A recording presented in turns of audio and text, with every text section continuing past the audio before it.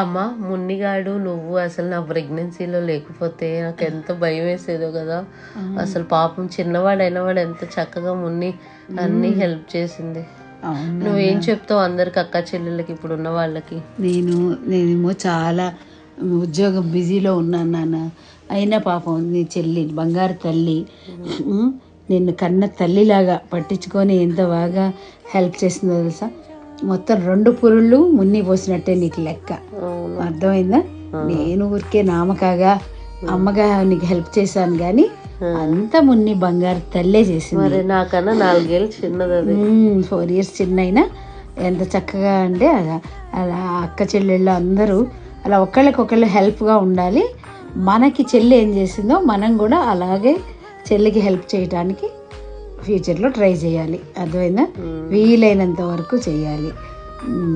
అలా చెల్లిని